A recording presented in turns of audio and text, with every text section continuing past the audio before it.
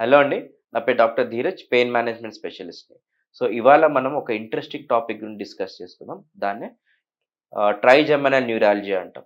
ఈ trigeminal neurology అంటే one side of ఫేస్‌లో సివియర్ షాకింగ్ లైక్ పెయిన్ ఉంటుంది. అది ఎంత తీవ్రమైన నొప్పంటే, ఈ నొప్పి భరించలేక చాలామంది సూసైడ్ వరకు కూడా ఎళ్ళిపోతారు. సో, దీన్ని ట్రైజెమినల్ న్యూరాలజీ అంటాం.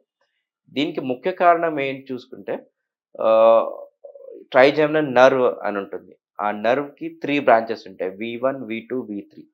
ఈ వి1 అనేది కన్ను చుట్టూ సప్లై చేస్తుంది. వి2 అనేది ముక్కు, చీక్ పార్ట్‌లో కొంచెం సప్లై చేస్తుంది. వి3 అనేది మాండిబుల్ అంటే దవడ. ఈ పార్ట్‌లో దాని రోల్ ఉంటుంది. సో, ఎప్పుడైతే మనం ఫేస్ వాష్ చేసుకున్నా గానీ, బ్రష్ చేసుకున్నా గానీ, అన్నం తిన్నా గానీ, ఒక వన్ సైడ్ అన్నం తిన్నా గానీ, ఈ చూయింగ్ మూవ్‌మెంట్స్‌లో ఇవి ఇంకా అగ్రవేట్ అవుతుంది. ఎట్లాంటి పెయిన్ అంటే, ఒక థండర్ బోల్ట్ ఏసినట్టు అంత తీవ్రమైన నొప్పుంటుంది. సో, దీనికి ముఖ్య కారణం మనం పరిశోధిస్తే ఎంఆర్ఐ స్కాన్ ద్వారా మనకి తెలుస్తుంటుంది. ఈ ఎంఆర్ఐలో కూడా ఎంఆర్ఐ బ్రెయిన్ కాకుండా ఎంఆర్ఐ సిఐఎస్ఎస్ వ్యూ ఆర్ ఫీస్టా వ్యూలో మనకి సాధారణంగా చూసుకునేదేంటంటే ఒక ఆర్టరీ ఉంటుంది. ఆ ఆర్టరీ వచ్చి ట్రైజెమినల్ గ్యాంగ్లియాన్ని హిట్ అవుతా ఉంటుంది. ఎప్పుడైతే ఇట్లాగా హిట్ అయ్యి ఫ్రీక్వెన్సీ అవుతుందో, ఈ నర్వ్ అనేది బాగా ఒత్తిడికి లోనయ్యి ట్రిగ్గర్ అవుతుంది. ట్రిగ్గర్ అవ్వడంతోటి ఏమవుతుంది, ఈ జివ్వుమని sensation, current like sensation, severe pain ఈ వి1, వి2, వి3 ఈ డివిజన్స్‌లో ఎక్కడైనా అవ్వచ్చు. ఈ సింప్టమ్స్ బట్టి మనము ట్రైజెమినల్ న్యూరాలజీ అనా లేకపోతే ఇంకేమైనా ఇతరత్ర కారణాలున్నాయా దాన్ని రూల్ ఔట్ చేసుకోవాలి. యూజువల్లీ ఇది వన్ సైడే వస్తుంది. కొంతమందికి మాత్రం 2 సైడ్స్ వరకు కూడా వస్తుంది.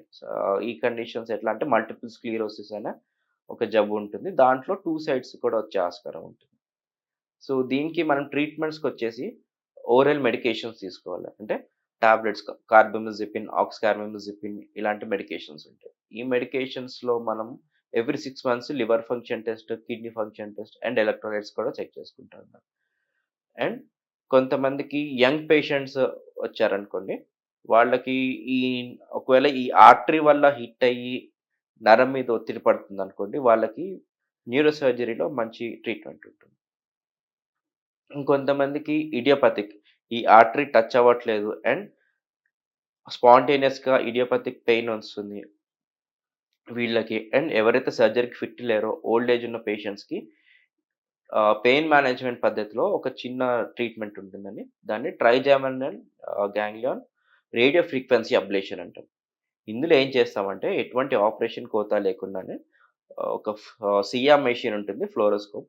ఇందులో ఫొరామన్ ఓవల్ అనే ఒక చిన్న రంధ్రం ఐడెంటిఫై చేసుకొని, అందులోకి ఈ చీక్ నుంచి ఆ ఫొరామన్ ఓవెల్ దగ్గర వరకు ఒక నీడిల్ పెట్టి, ఆ నర్వ్‌ని మనము లేజర్ పద్ధతి ద్వారా హీల్ చేస్తామన్నమాట. సో, స్పాంటేనియస్ పెయిన్, ట్రిగ్గర్ పెయిన్‌ని అక్కడే అరికట్ట అయిపోతుంది. సో, ఈ డివిజన్స్ వరకు రాకుండానే పెయిన్ అక్కడే స్టాప్ అయిపోతుంది.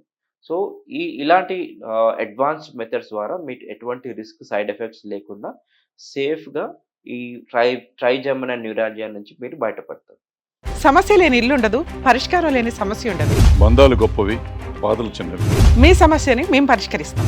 రండి, మాట్లాడుకుందాం.